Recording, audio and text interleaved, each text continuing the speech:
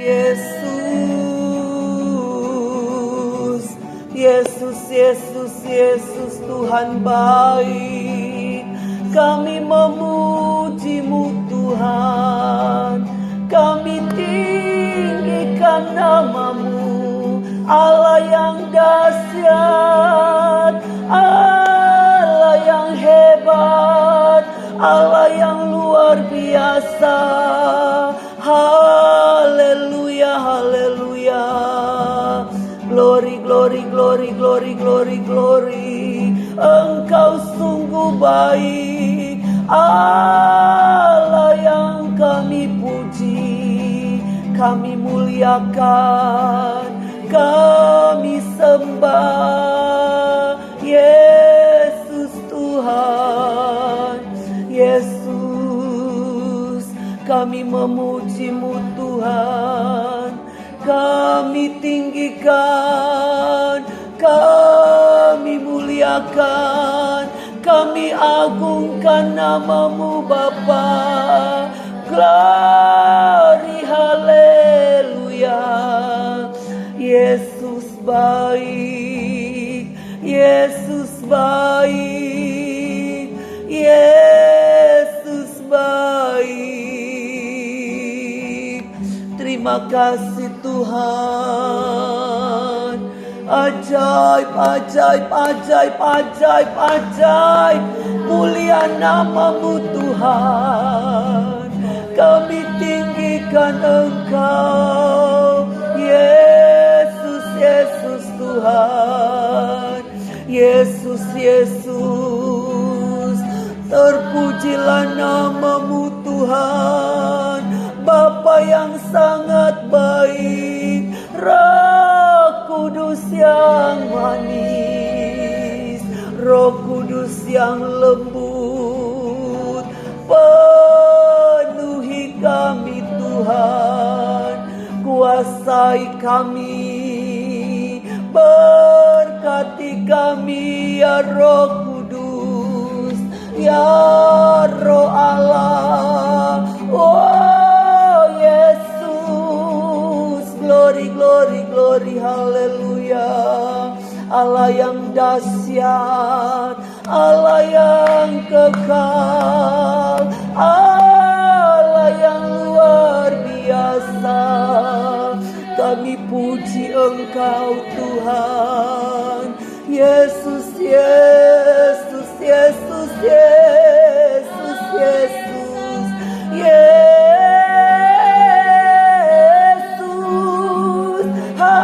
Haleluya, haleluya, haleluya. Engkau sungguh baik. Glory, glory, glory, glory, haleluya. Yesus, glory, ya, ya, ya, ya, Yesus, terbaik. Kami tinggikan nama-Mu Tuhan, kami bersyukur, kami menyembah-Mu, Allah yang dahsyat, Allah yang hebat, Allah yang luar biasa. Yesus Tuhan. Amin, amin, haleluya. Sanggup pulihkan keadaanku, dalam tangan-Mu seluruh hidupku tak akan goyah selamanya.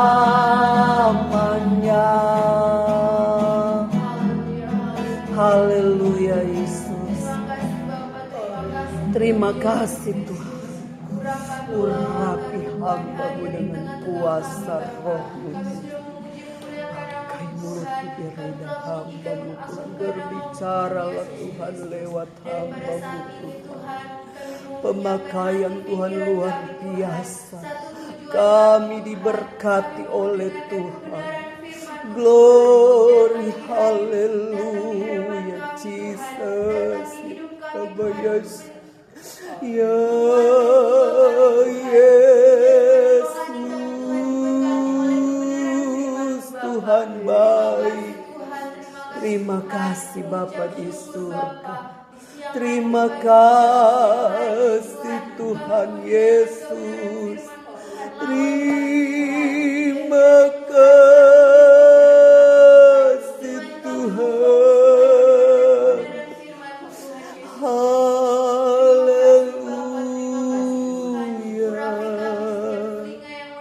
Haleluya.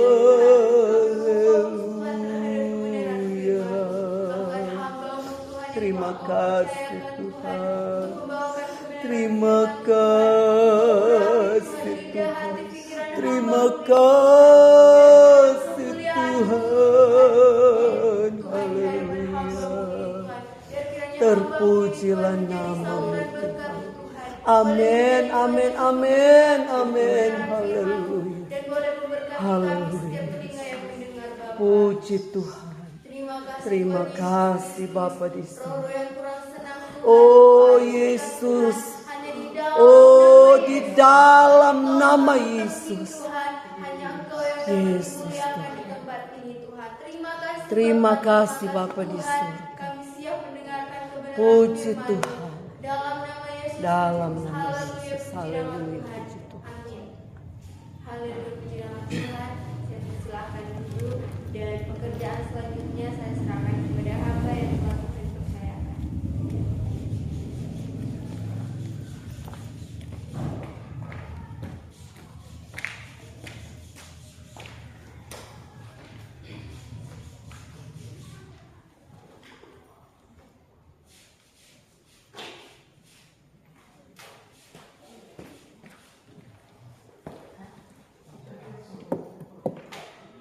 Haleluya. Nah, ada cucu ini enggak gitu. Itu biar mati lampu dia tetap. Haleluya, puji nama Tuhan.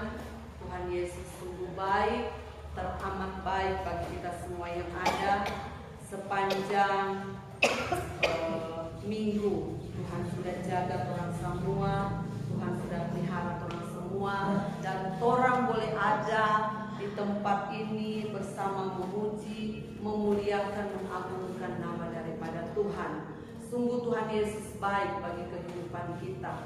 Hari ini merupakan minggu pertama di bulan Juli. Jadi tidak terasa orang sekarang sudah ada di bulan Juli.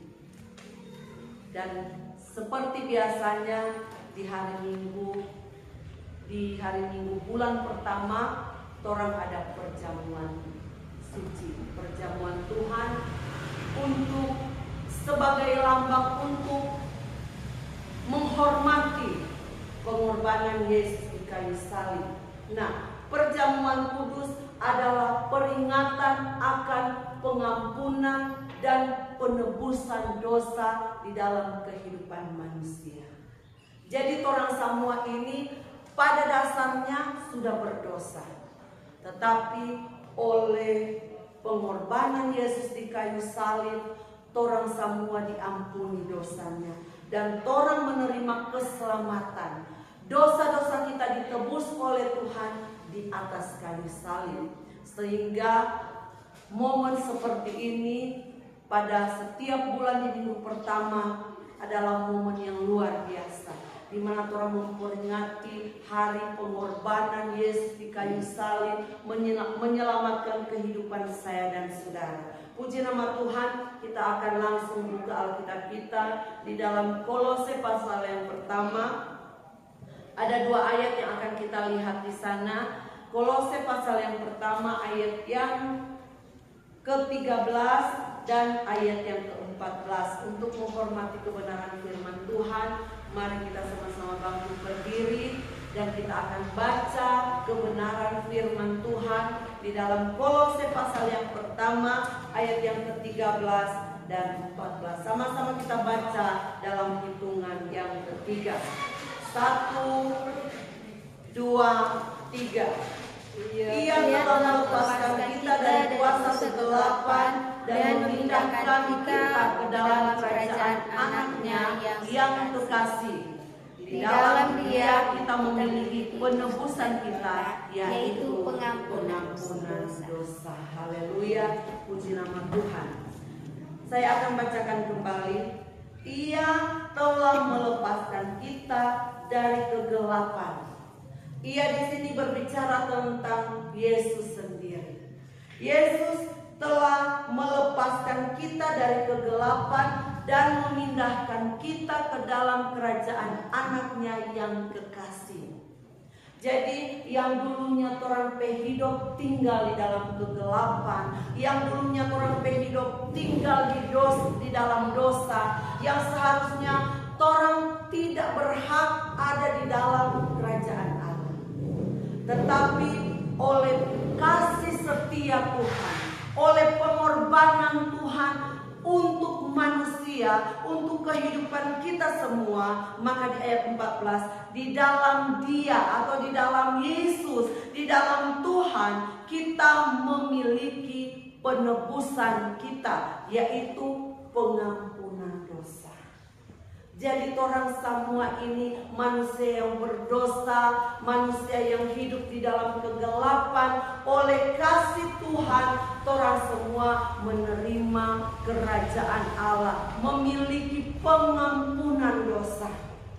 Saudaraku yang kekasih, ayat kebenaran ini menjelaskan tentang keadaan hidup kita sebelum kita terima Yesus. Kita tinggal di dalam kegelapan, dan setelah kita terima Yesus melalui pengampunan dosa lewat pengorbanan Yesus, kita menerima yang namanya keselamatan dari Tuhan.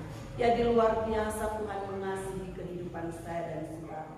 Tuhan sangat mencintai kehidupan saya dan saudara. Dia rela. Firman Tuhan katakan, Yesus dia manusia yang tidak berdosa. Dia adalah manusia yang suci, murni, kudus. Tetapi oleh kasih-Nya, Dia mau berkorban. Dia mau menyerahkan hidupnya untuk menerima siksaan, menerima beban yang begitu berat sampai Dia mati di kayu salib. Saudaraku, banyak orang yang mengasihi kita. Banyak orang yang mencintai kita. Suami cinta istri, istri cinta suami. Begitu juga dalam keluarga, saling mengasihi. Tetapi kalau untuk menyerahkan nyawa, hanya Yesus yang bisa melakukan. Melakukannya dengan apa? Dengan hati yang tulus. Dengan melakukannya karena bentuk kasih sayang, bentuk cintanya kepada manusia yang berdosa. Banyak orang yang mereka melakukan, ada orang yang bilang, dia kok bunuh diri karena dia terlalu cinta. Saudara, ada kan yang begitu. Tetapi apa yang mereka lakukan itu salah. Mereka melakukan karena egois, karena tidak merasa puas. Tetapi Allah melakukan. Dia rela mati di kayu salib. Dia rela menderita karena bentuk cintanya, bentuk kasih sayang Tuhan di dalam kehidupan kita. Semua orang sudah berdosa. Saya sudah berdosa, saudara sudah berdosa. Tidak ada di antara orang yang tidak berdosa. Orang semua sudah berdosa. Tetapi oleh kasih Tuhan, oleh kemurahan Tuhan, kita menerima keselamatan yang Allah sediakan. Di dalam Roma pasal yang ketiga,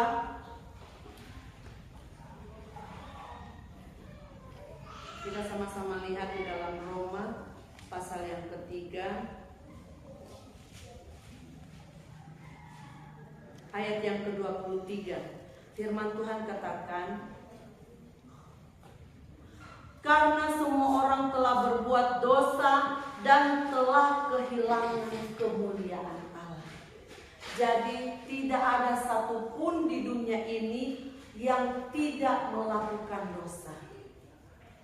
Melakukan dosa bukan hanya karena dia mencuri, dia berbuat dosa. Oh, karena dia membunuh, dia berbuat dosa.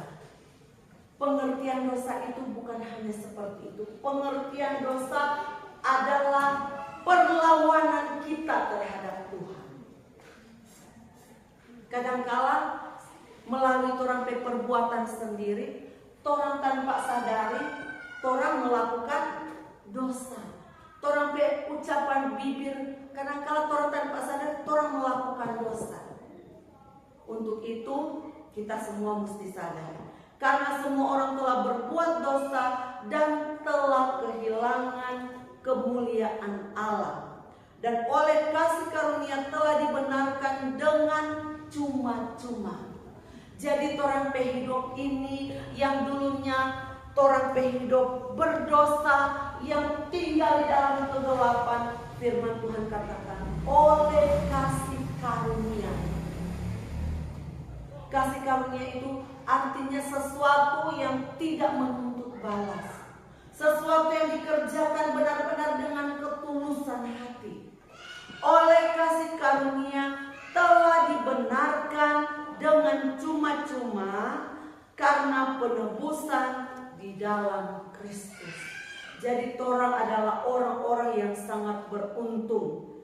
Kemuliaan Tuhan Allah oleh kasih Tuhan di dalam kehidupan kita telah melepaskan, telah membebaskan hidup kita, memindahkan hidup kita yang dulunya hidup di dalam kegelapan, dipindahkan di dalam terang oleh kasih karunia Tuhan. Allah mengampuni kehidupannya.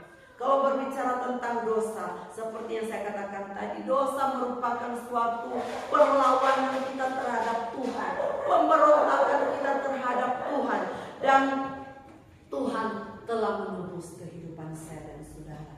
Oleh sebab itu, mari orang senantiasa menghargai pengorbanan Tuhan, menghargai kasih sayang Tuhan, menghargai anugerah Tuhan yang Tuhan kerjakan di dalam kehidupan kita.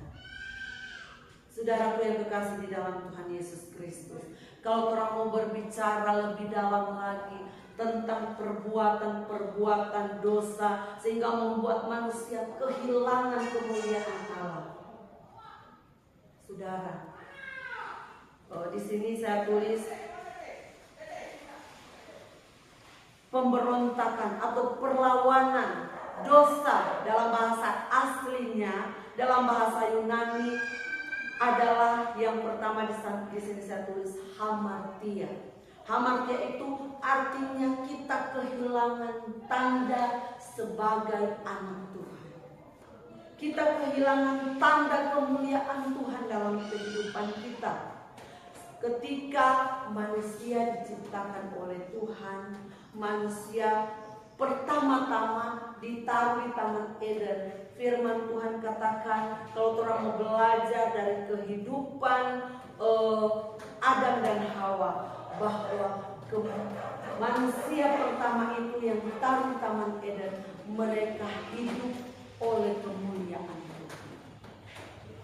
Manusia pertama mereka hidup diberikan tanda ilahi, yaitu hidup mereka ditutupi dengan kemuliaan Tuhan. Jadi yang ada kemuliaan Tuhan dalam kehidupan manusia. Tetapi ketika manusia jatuh dalam dosa, firman Tuhan katakan,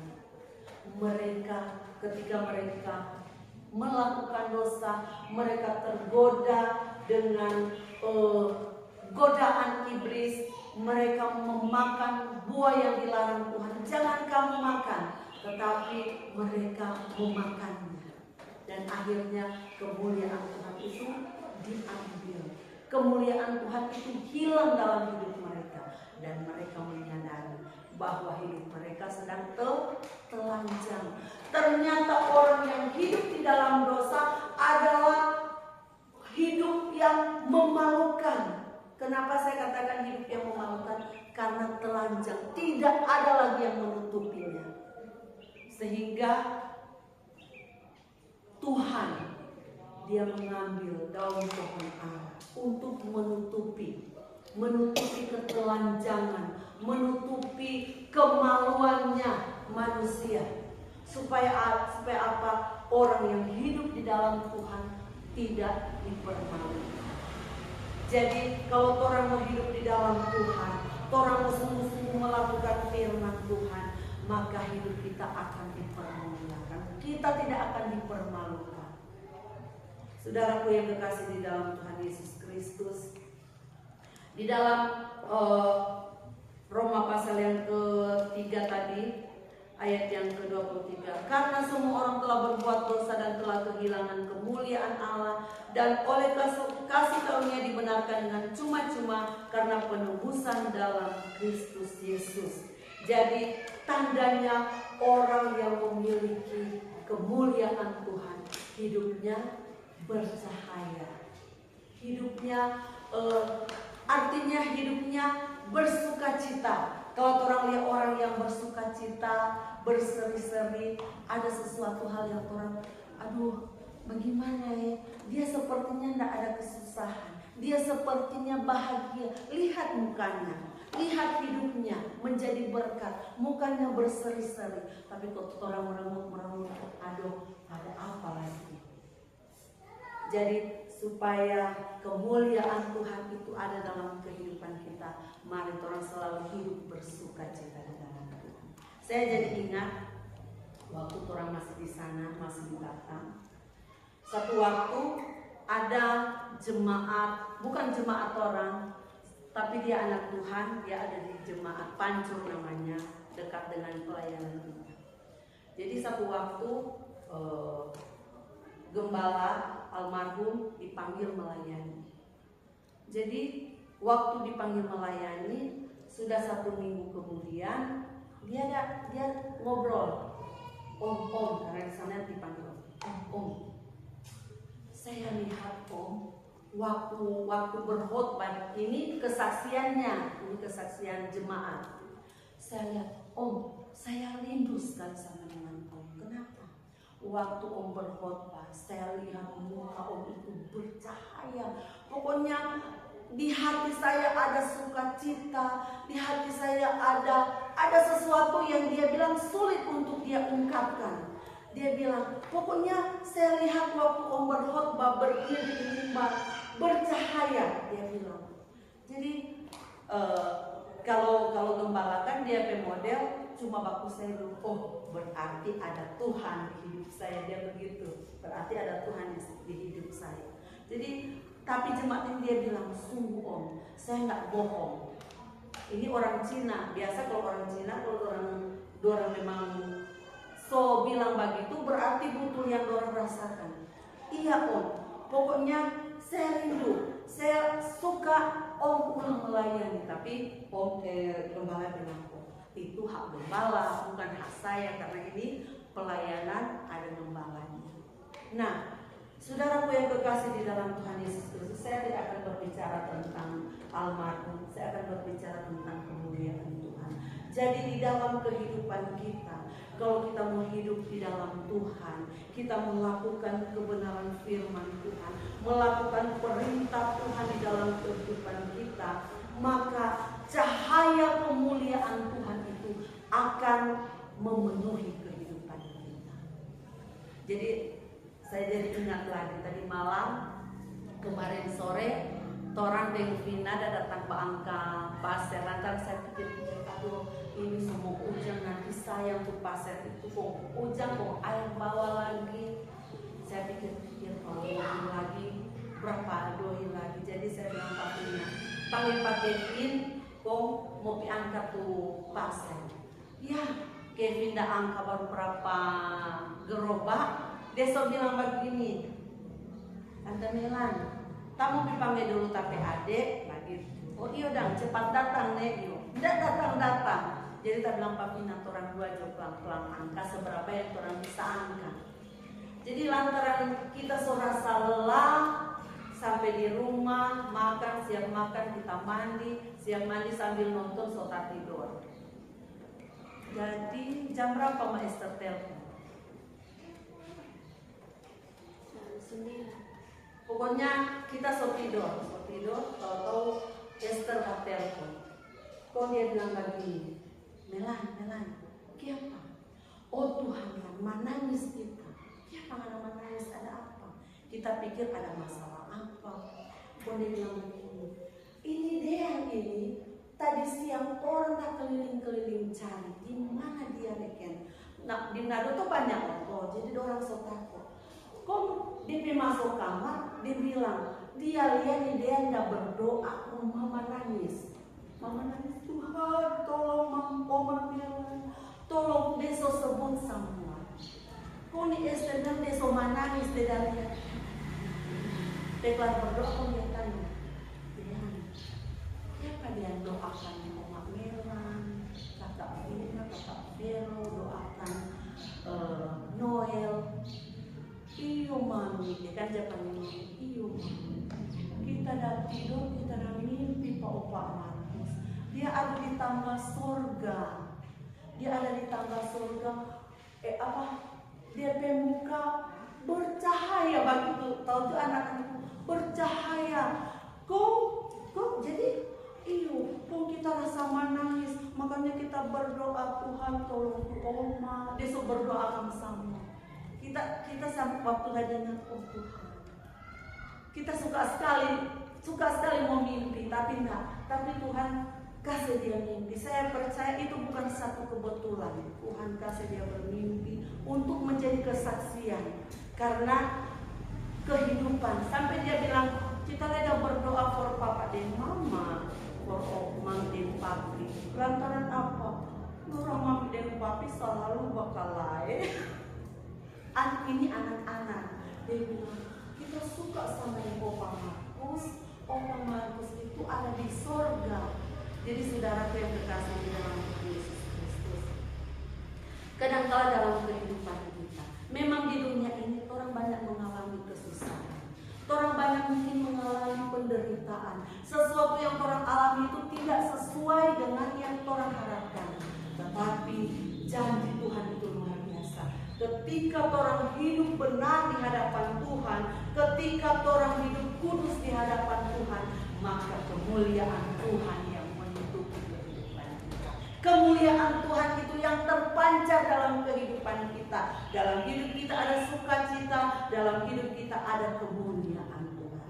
Tidak ada lagi kata kehilangan tanda yang dari Tuhan, tetapi tanda itu yang dulunya hilang Tuhan kembali. Tuhan kembalikan karena kita hidup sesuai dengan kebenaran daripada firman Tuhan. Dan yang kedua, di sini saya tulis dalam bahasa aslinya parakeo, artinya ketidaktaatan atau tidak mau mendengar suara Tuhan, tidak mau melakukan firman Tuhan, tidak mau menuruti setiap perintah-perintah Tuhan. Kehidupan dunia ini, kehidupan di akhir zaman, kehidupan yang semakin sulit, kehidupan di mana orang-orang yang mau hidup hanya mau hidup menurut keinginan daging, yang mau hidup menurut keinginan, yang penting saya senang, yang penting saya happy, yang penting saya bahagia. Itu prinsip kehidupan zaman sekarang. Mereka tidak peduli lagi dengan keadaan hidup mereka. Bagaimana nanti Tuhan mendapati kehidupan mereka hanya sibuk dengan hal-hal duniawi, sehingga mereka tidak mau taat lagi, tidak mau dengarkan firman Tuhan, tidak mau melakukan firman Tuhan. Saudara, dalam Alkitab ada banyak sekali contoh-contoh orang-orang yang tidak mendengar firman Tuhan, orang-orang yang tidak melakukan perintah Tuhan dalam kehidupannya. Contoh yang pertama, saya mau beri contoh, istri Lot. Keluarga Lot, mereka tinggal di yang namanya Sodom dan Gomora. Mereka ada di Sodom dan Gomora. Di sana tempatnya tempat yang sangat baik, tempat yang diberkati. Tetapi oleh berkat-berkat Tuhan, mereka lupa akan Tuhan. Mereka hidup sesuka hati mereka. Mereka berbuat dosa seolah-olah perbuatan mereka itu hal yang biasa. Mereka tidak ada rasa takut lagi kepada Tuhan. Sehingga Tuhan bilang sama Abraham, aku akan memusnahkan Sodom dan Gomora. Sodom dan Gomora akan dimusnahkan karena kehidupan mereka yang jahat, hidup mereka yang tidak mengenal Tuhan, hidup mereka yang dipenuhi dengan kejahatan. Tetapi Abraham, karena dia tahu Lot dan keluarganya ada di Sodom dan Gomora, Abraham dia mengadakan penawaran dengan Tuhan. Tuhan, sekiranya ada 50 orang di Sodom dan Gomora, apakah Tuhan mau hancurkan Sodom dan Gomora? Tuhan bilang, sekiranya ada 50 orang, aku tidak akan memusnahkan karena 50 orang itu. Kedua kali, karena Abraham tahu di Sodom dan Gomora sulit untuk didapati 50 orang yang hidup takut akan Tuhan. Dia tanya lagi kepada Tuhan, Tuhan, kalau sekiranya tidak ada 50, cuma ada 40. Tuhan bilang, aku tidak akan memusnahkan. Dan yang ketiga kalinya, Abraham tanya lagi, Tuhan, seandainya karena untuk mencari 40 orang dengan keadaan hidup Sodom dan Gomora, kejahatan, semua kejahatan ada di sana, mungkin sulit untuk dapat 40 orang. Sekiranya ada 10 orang.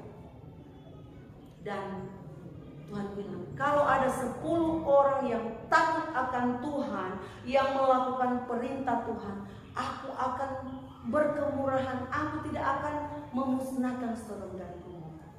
Tetapi ternyata di Sodom dan Gomora tidak terdapat seperti yang diminta oleh Abraham. Hanya terdapat keluarga Lot, hanya Lot, suami istri dan kedua anaknya. Jadi hanya ini.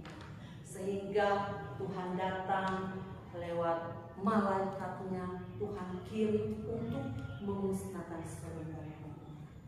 Tetapi kita lihat istri Lot, karena mungkin banyak hartanya, banyak kekayaannya, dia melihat kota Sodom dan Gomora itu kota yang luar biasa. Tuhan bilang, kamu harus lari ke gunung, aku akan segera memusnahkan tempat ini. Kamu harus lari ke gunung. Mereka masih berlambat-lambat. Lalu firman Tuhan tulis, malaikat itu, utusan Tuhan atau Tuhan sendiri menarik tangan mereka untuk lari. Dan satu pesan Tuhan, ketika kamu lari, jangan kamu menoleh ke belakang. Jangan kamu menoleh ke belakang. Kenapa jangan kamu menoleh ke belakang? Di belakang, di tanah Sodom dan Gomora ada banyak kemewahan, ada banyak harta, ada banyak sesuatu yang manusia cari, ada di Sodom dan Gomora. Yang manusia inginkan semua ada di Sodom dan Gomora. Dan kalau mau ikut Tuhan, kalau mau menuju pada kemuliaan Tuhan, jangan orang pandang ke di belakang. Malaikat bilang jangan pandang ke di belakang. Tetapi akhirnya istri Lot, dia karena mungkin dia pikir-pikir, aduh kita pe harta banyak, mungkin kita pe emas ada banyak data tinggal, kita tidak sempat bawa. Dia lihat ke belakang dan akhirnya hidupnya meninggal dengan cara yang tidak pantas, cara yang aneh. Firman Tuhan katakan dia mati menjadi tiang garam. Nah, saudara yang terkasih di dalam Tuhan Yesus Kristus, mari dalam hidup kita supaya kita menikmati berkat Tuhan, kita menikmati pertolongan Tuhan, kita menikmati pembelaan Tuhan dalam hidup kita. Torang tinggalkan orang kehidupan lama. Torang gak usah ingat-ingat tuh berlalu. Torang pandang Tuhan dalam kehidupan kita. Kita pandang Tuhan dalam kehidupan kita, maka di depan kita Tuhan sediakan sesuatu yang mungkin orang tidak pernah pikirkan, mungkin orang tidak pernah berpikir, oh kita mau begini. Tetapi kalau orang pandang Tuhan, Tuhan akan memberkati kita. Tuhan akan memberikan keselamatan yang sesungguhnya. Haleluya, puji nama Tuhan. Mungkin firman Tuhan yang dapat saya sampaikan sebetulnya ada banyak di sini. Saya ada tulis di sini ada 4, tetapi karena waktu tadi Ibu Treso bilang orang ada kesesenan. Kong tuh kesesenan sudah mulai cepat. Saya lihat ini sudah mau jam 10.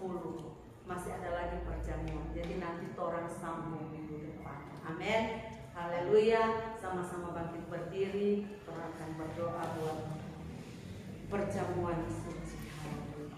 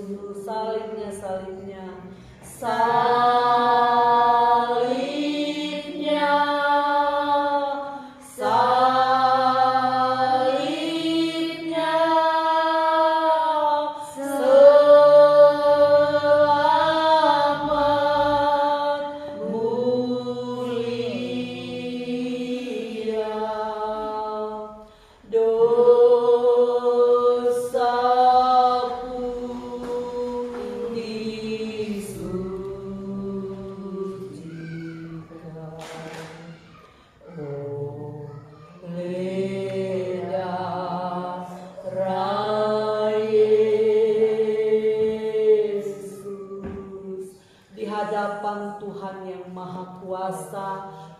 yang maha besar, Tuhan yang maha tinggi, Tuhan yang maha dahsyat. Kami datang berlutut, memuji, memuliakan Engkau, menyembah Engkau Tuhan Allah sebagai Tuhan dan Juru Selamat kami yang hidup. Bapa di surga, saat ini hamba-hambamu akan ada dalam pelayanan perjamuan. Tuhan, kami berdoa kepadamu, mari Engkau urapi kami Tuhan, sehingga kami layak dalam melayani Engkau lewat perjamuan Tuhan ini. Sucikan hati pikiran kami, sucikan kehidupan kami ya Tuhan, sehingga lewat perjamuan ini kami semua diberkati, kami semua menerima pertolongan, mujizat-mujizat yang daripada Allah sendiri. Sucikan hati kami, sucikan pikiran kami, sucikan hidup kami untuk layak masuk dalam perjamuan Tuhan bersama-sama dengan Tuhan. Terima kasih Tuhan, kami bersyukur kepadamu. Haleluya. Salibnya,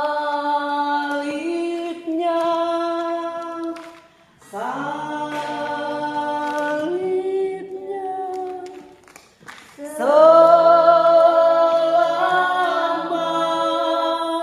mulia,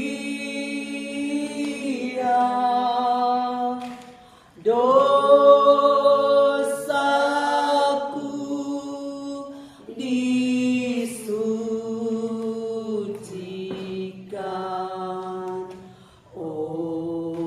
oleh darah Yesus.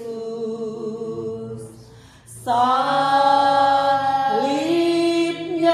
mensalib, oh haleluya, selamat mulia.